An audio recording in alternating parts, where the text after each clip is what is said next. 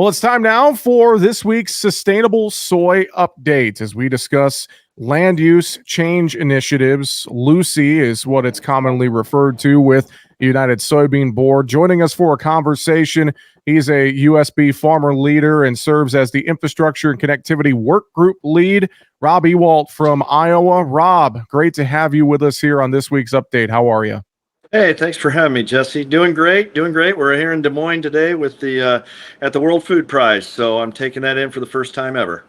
Always a fun event there in Iowa's capital city with the World Food Prize, no doubt. Great to have you join from that event. Let's talk about Lucy a little bit, and maybe just for starters, what are some things you're doing on your farm to protect natural resources? Let's start there.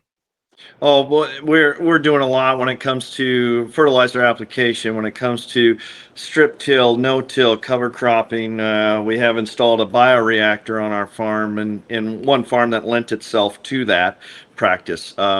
Just trying to do a lot of different things, trying to utilize our fertilizer the best we can, and get high efficiency rates out of it. And so yeah, that's when we were at a Lucy conference.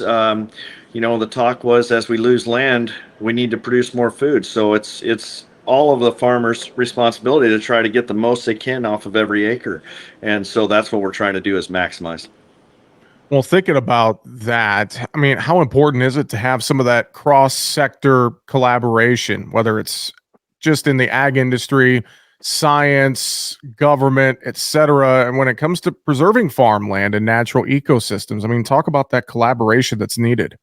It is needed. I mean, when you look at production agriculture and who's involved in it, 1.5 to 2% of the population, pretty small voice there, Jesse. And we need to get all parties on board to make a louder voice. And I realized that when we happened to be in Chicago at that conference, and there were NGOs there were industry there was government was there, and everybody is all on board. Now we just have to have good lines of communication. I think that's the one thing that I came away with, was understanding where other entities are coming from, and maybe I didn't see it quite that way. And we need to find the common ground and address the problem.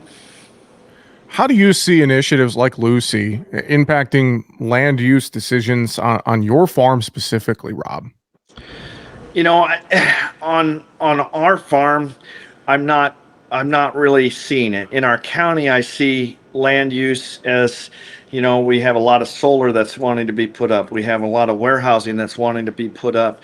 And a lot of the people that were at this conference did not think that way. They were only thinking about the grasslands out west and protecting those, which is very important, don't get me wrong.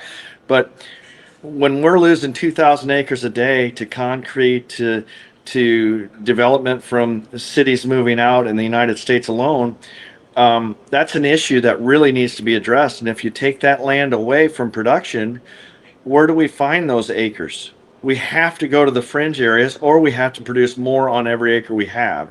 So that's the challenge I take. That's the challenge a lot of farmers are taking, that they have to produce more with less. We're talking with Rob Ewalt with the United Soybean Board here on this week's Sustainable Soy Update. Thinking about some of the practices that you mentioned that you have on your farm that help with Lucy initiatives, et cetera, and just preserving ag land. I mean, what are some of the insights you've gained from using some of these practices, Rob? I think the biggest thing, and when I talk to people and they come out and they tour our farm, is I tell them that we've been able to, through our farming practices, we've increased water infiltration into our farms, into our land.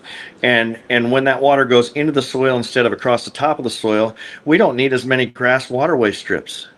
When that water goes down, it can't move our soil away into the streams and cause issues.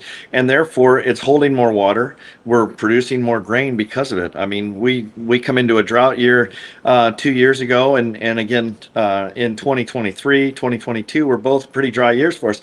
It didn't affect our yields at all because of those practices we've put in, the water holding capacity that we have, the soil health that we have. It's a game changer.